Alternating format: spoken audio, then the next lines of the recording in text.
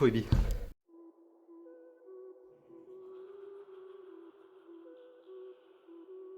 Messieurs, dames, avant de laisser la parole à mon moi du passé qui a tourné cette vidéo, je voulais juste vous informer que pour apprendre à faire le faux Ebi, il y a un prérequis, et c'est d'abord de maîtriser les side swings. Si ce n'est pas votre cas, pas de panique, sachez qu'il y a un tuto disponible sur la chaîne, dont vous pouvez trouver le lien dans la description. Pour ceux qui ont vu ma vidéo sur le vrai Ebi, donc je vous rappelle ce que c'est qu'un Ebi. Voilà. On appelle ce mouvement le faux Ebi, tout simplement parce qu'au lieu de rentrer dans la boucle comme on le ferait sur le vrai Ebi, eh ben, on va faire un swing à la corde sur le côté tout en ayant un bras dans le dos. D'ailleurs, moi j'appelle ça le faux Ebi, mais il y a aussi beaucoup de gens qui appellent ça un Ebi swing. Et donc, comme pour le Ebi, c'est un mouvement qu'on va effectuer en 3 temps. On va d'abord réaliser le premier swing sur le côté pour mettre notre bras de derrière en position, puis on va effectuer le faux Ebi à proprement parler et on va revenir en position normale. Donc ça fait 3. Je vous montre. 1, 2, 3. Voilà. Donc, pour vous y entraîner, ce que je vous invite à faire, c'est d'abord de répéter les 2 premières rotations de la corde. À savoir, le premier side swing qui sert à mettre le bras de derrière en position, puis le Ebi swing, comme ceci. Voilà. Et je vous invite toujours à apprendre à faire les choses des 2 côtés. Maintenant, pour sortir d'un Ebi, et ça en fait c'est vrai pour toutes les figures, le premier réflexe de tout le monde, eh bien, ça ne va pas être d'ouvrir directement comme je vous ai invité à le faire, mais ça va être de sortir en faisant un autre swing. Alors, je vais vous montrer parce que là je dis beaucoup de fois swing, c'est peut-être pas clair pour vous, mais ça va ressembler à ça. Hop, voilà, je ne sais pas si vous avez vu la différence, moi ce que je vous invite à faire c'est plutôt ça. Vous voyez, j'ai pas fait un autre swing sur le côté avant d'ouvrir. Et si je vous recommande d'apprendre à ouvrir directement, c'est tout simplement parce que sortir des figures en faisant un side swing, c'est une très mauvaise habitude parce que c'est beaucoup plus simple en fait que d'ouvrir directement.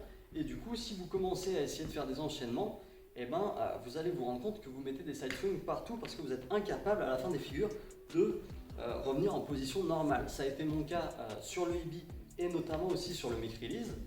J'avais toujours l'habitude de sortir sur un side swing comme ça. Vous voyez la différence? Alors qu'un beau mic release, je ne suis pas censé faire un side swing pour revenir dans la bonne position. Voilà, donc ça c'était juste un petit aparté.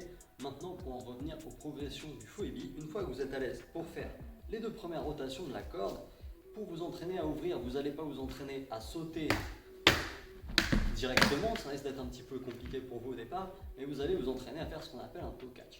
Un toe catch, qu'est-ce que c'est? La traduction littérale, ça voudrait dire attraper avec les orteils, comme ceci. Donc vous allez d'abord vous entraîner à faire votre toe catch, et une fois que vous êtes à l'aise pour le toe catch, et bien cette fois-ci, vous allez pouvoir essayer de sauter et ensuite de faire un toe catch, et là le mouvement il est complet. Maintenant, je ne sais pas si vous avez remarqué, mais on a été quand même relativement statique dans ce qu'on a fait. C'est-à-dire que c'est quand même mieux si on peut faire nos figures tout en continuant de bouger et en gardant notre rythme, parce que c'est quand même pas très joli si j'ai besoin de m'arrêter à chaque fois pour faire mon faux Ebi. Vous voyez, c'est quand même mieux si j'arrive à maintenir mon jeu de jambes tout du long.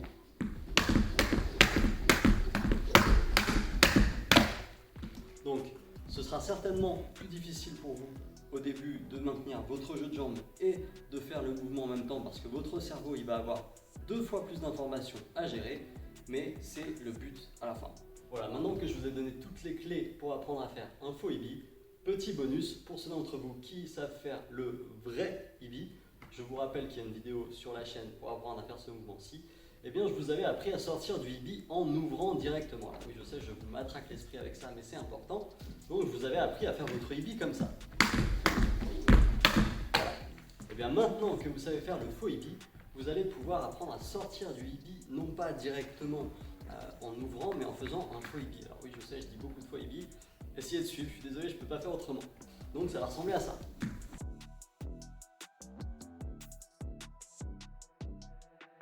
Je vous montre vite fait à quoi ça ressemble de dos.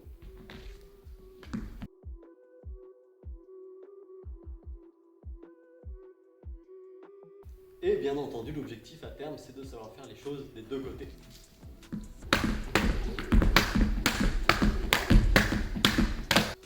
Voilà, c'est la fin de ce tuto, j'espère qu'il vous a plu et surtout qu'il vous aura aidé à débloquer cette nouvelle figure.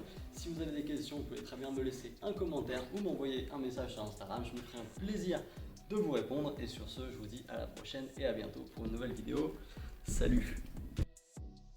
Et si tu veux voir plus de contenu lié à la corde à sauter, je t'invite à t'abonner à la chaîne.